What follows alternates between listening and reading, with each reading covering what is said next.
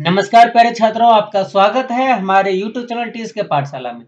आज के क्लास में हम लोग विद्युत द्विध्रुव के कारण अक्षीय स्थिति में विद्युत क्षेत्र की तीव्रता का व्यंजक प्राप्त करने वाले हैं। ये बड़ा ही वीवीआई सवाल है, बड़ा ही इंपॉर्टेंट होता है। इसमें कि हम लोग पहले एक डायग्राम बनाएंगे, फिर उसके हिसाब से फॉर्मूला को प्रूव करेंगे। तो किसके कारण से बोला गया है, ध्यान दीजिएगा, विद्युत द्विध्रुव के कारण से। और विद्युत द्विध्रुव के बारे में हम लोगों ने पढ़ा हुआ किस प्रकार का होता है विद्युत द्विध्रुव। यहाँ पे ये माइनस क्यू और इसके कुछ दूरी पर रखा हुआ होता है प्लस क्यू आवेश। क्लियर बात। इनके बीच की दूरी को हम लोग क्या मान लेते हैं, 2L। ये हुआ हमारा विद्युत द्विध्रुव। नाम भी रख देते हैं, नाम है ए बी। इसके बारे में अगर हम लोग भाषा लिखेंगे तो बोलेंगे कि माना कि ए बी एक विद्युत द्विध्रुव है जिसमें माइनस क्यू तथा प्लस क्यू आवेश के बीच की दूरी 2L है। अब इसी द्विध्रुव के मध्य बिंदु ले लेते हैं, मध्य बिंदु O। इसे द्विध्रुव का मध्य बिंदु O से लंबवत आर दूरी पर, O से आर दूरी पर, लंबवत आर दूरी पर नहीं, इसी के अक्ष पर, अक्षीय स्थिति है ना। O से आर दूरी पर एक बिंदु P ले लेते हैं यहाँ पे, और जो कि है कहाँ पे, इस मध्य बिंदु O से आर दूरी पर है। आर दूरी पर कहाँ से, मध्य बिंदु O से। ये आपको दिख गया होगा कहाँ से दूरी, आर दूरी पर है, मध्य बिंदु O से आर दूरी पर। इसी बिंदु P पर इस विद्युत द्विध्रुव के कारण हम लोगों को विद्युत क्षेत्र की तीव्रता का व्यंजक प्राप्त करना है। क्लियर बात। तो इसके लिए अब हम लोगों को प्लस क्यू के कारण पी पर तीव्रता और माइनस क्यू के कारण पी पर तीव्रता दोनों को निकाल करके फिर दोनों को ऐड कर लेना पड़ेगा। तो उसके लिए प्लस क्यू से बिंदु पी की दूरी चाहिए। अब ध्यान से देखिएगा, ओ से पी के बीच की दूरी, ओ से पी के बीच की दूरी है आर, और ये ओ से बी तक यानी छोटी दूरी, इसको हम लोग एल बोल सकते हैं, क्योंकि पूरा दूरी 2L, आधा आधा एल और एल में बंट जाएगा। तो ये जो बाकी बची दूरी हुई ये हो गया आर माइनस एल। ये दूरी कितना हो गया, आर माइनस एल। कहां से कहां तक, प्लस क्यू से बिंदु पी के बीच की दूरी। अच्छा, माइनस क्यू से बिंदु पी के बीच की दूरी क्या होगा, वो हो जाएगा आर प्लस एल। ये दूरी हो जाएगा हमारा आर प्लस एल। क्यों, क्योंकि आप देखोगे तो मध्य बिंदु ओ से पी के बीच की दूरी आर, और बाकी यहां से शुरू करके इस बिंदु ओ से शुरू करके ए तक के बीच की दूरी है एल। ये हो गया आर प्लस एल। अब इसके बारे में कुछ भाषा भी लिखना पड़ता, तभी तो आपको 5 नंबर मिलेंगे। जो भाषा तो अभी हम लोग नहीं देखेंगे, लेकिन आपको लिख करके एक बार जरूर दिखा देता हूँ। ये हमारा भाषा लिखा हुआ, माना कि ए बी हम लोगों ने माना था एक विद्युत द्विध्रुव है जिसमें माइनस क्यू तथा प्लस क्यू दो आवेश लिया था हम लोगों ने, के बीच की दूरी कितना था, 2L। अभी थोड़ी देर पहले हम लोगों ने देखा। द्विध्रुव का द्विध्रुव आगुण हम लोग P मान लेते, इसका काम आएगा हमारे पास, इसीलिए।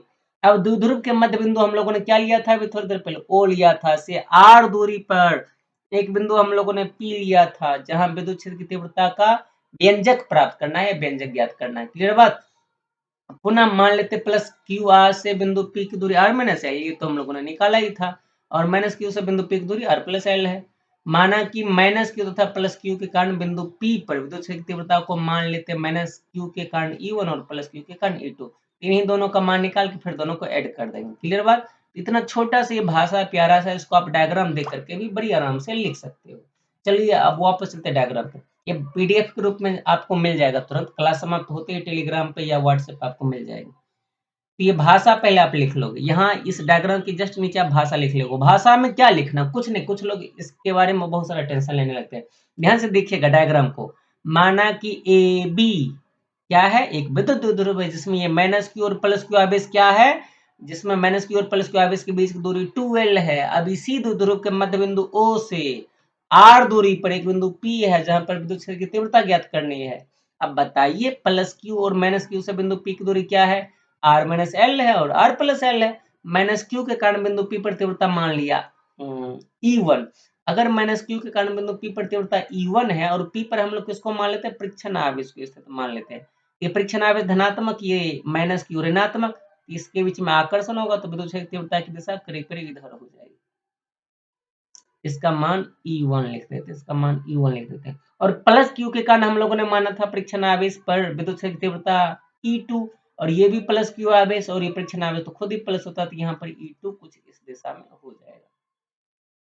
अब हम लोगों को सॉल्व करना है, तो चलिए सॉल्व करते हैं। पहले निकाल लेते हैं माइनस क्यू के कारण।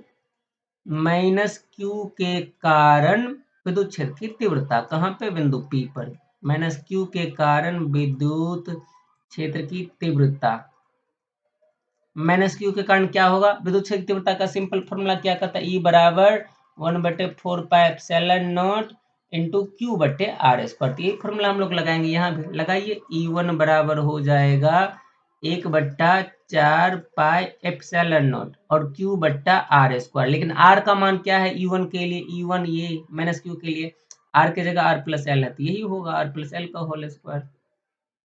अब ध्यान से देखिएगा, E1 की दिशा चूंकि बाईं तरफ है तो इसको हम लोग माइनस में ले लेते हैं। E1 की दिशा माइनस में ले लेते हैं। दूसरा इसी प्रकार से प्लस क्यू आवे इसके कारण, प्लस क्यू के कारण विद्युत क्षेत्र की तीव्रता, प्लस क्यू के कारण विद्युत क्षेत्र की तीव्रता, प्लस क्यू के कारण विद्युत क्षेत्र की तीव्रता क्या होगा? इसमें भी वही फॉर्मूला लगाइए सेम टू सेम। E2 बराबर क्या हो जाएगा 1/4 पाई एप्सिलॉन नॉट और क्यू बट्टा आर स्क्वायर। आर की जगह पर प्लस क्यू के कारण क्या है? आर प्लस एल है, तो ये हो जाएगा आर प्लस एल का होल स्क्वायर। ये हुआ हमारा समीकरण नंबर 2। ये तो माइनस क्यू के कारण और प्लस क्यू के कारण हो गया। अब हम लोग लिखेंगे अतः विद्युत द्विध्रुव के कारण, विद्युत द्विध्रुव यानी दोनों आवेशों के एक साथ के कारण, अतः विद्युत द्विध्रुव के कारण क्या लिखेंगे? अतः विद्युत द्विध्रुव के कारण, अतः विद्युत द्विध्रुव के कारण क्या चीज? विद्युत क्षेत्र की तीव्रता, विद्युत क्षेत्र की तीव्रता। शॉर्टकट में लिख देता हूं, विद्युत क्षेत्र की तीव्रता क्या हो जाएगी? तो दोनों को हम लोग ऐड कर लेंगे।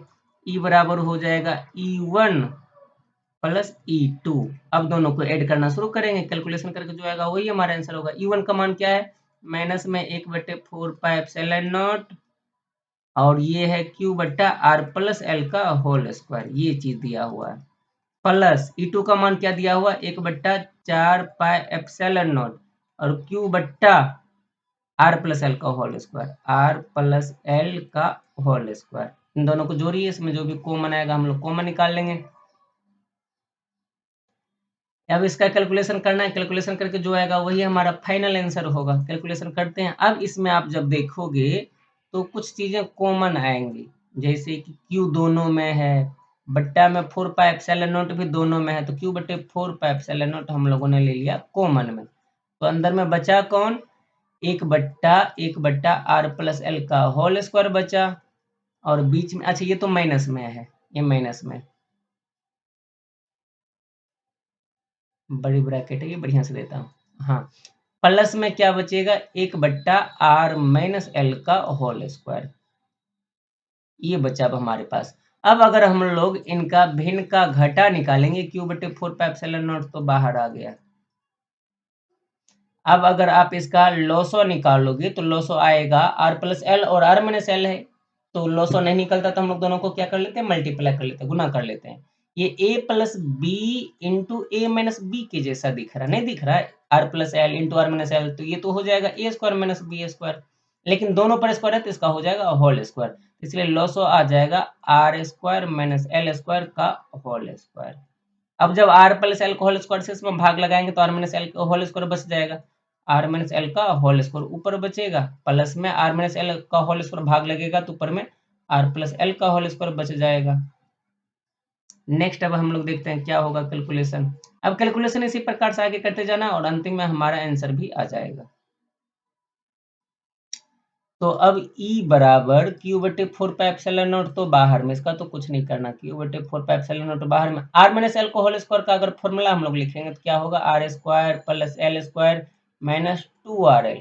इसमें आर प्लस एल को होल स्क्वायर का, अच्छा ये माइनस लगा हुआ था ना, इसमें इसमें माइनस लगा हुआ था तो ये माइनस होगा, तो सबका चिन्ह, सबका साइन चेंज हो जाएगा, ये माइनस, ये भी हो जाएगा माइनस में, इसको मैं माइनस में दिखा देता हूँ, ये भी हो जाएगा माइनस में और ये हो जाएगा प्लस में, सबका साइन, सबका चिन्ह चेंज हो जाएगा। प्लस में आर प्लस एल का होल स्क्वायर क्या होगा? R square plus L square plus 2RL बट्टा में R square minus L square का whole square, R square minus L square का होल स्क्वायर हो जाएगा। क्लियर बात? अब इसमें आर स्क्वायर माइनस में आर स्क्वायर प्लस में ये तो कट गया, एल स्क्वायर भी माइनस में एल स्क्वायर प्लस में भी कट गया।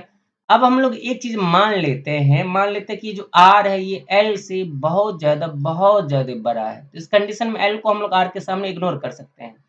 तो फिर यहाँ पे देखिएगा ई बराबर बचेगा क्यू बट्टा 4 पाई एप्सिलॉन नॉट इंटू ऊपर में 2RL मिलके बन गया 4RL और नीचे में बन जाएगा आर स्क्वायर, ये एल स्क्वायर को तो हम लोगों ने इग्नोर ही कर दिया, आर स्क्वायर का होल स्क्वायर बच जाएगा आर के पावर 4 अब ये r की पावर 4 कटेगा ऊपर के r से, तो यहाँ बचेगा, यहाँ पर बच जाएगा केवल 3, r की पावर 3 बच जाएगा।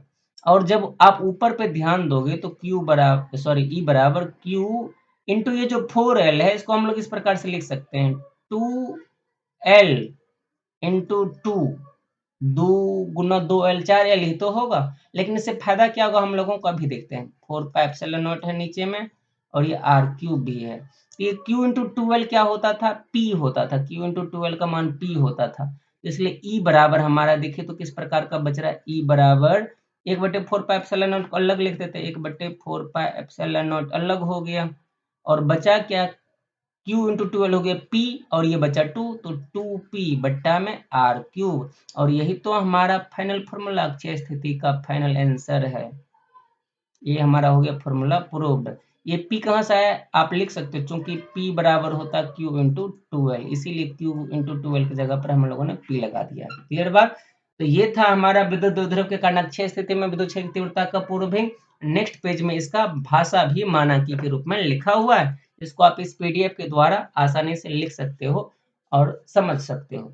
तो आज के क्लास के में अगर कोई डाउट समस्या रह जाए तो हमें कमेंट सेक्शन में जरूर बताइएगा, और अगला आपको नेक्स्ट आपको किस टॉपिक पर वीडियो चाहिए, किस विषय में किस टॉपिक पर वीडियो चाहिए हमें जरूर बताइएगा। आज का वीडियो पूरा शुरू से अंत तक यहाँ तक देखने के लिए आपका तहे दिल से बहुत बहुत धन्यवाद। आपको बहुत बहुत धन्यवाद।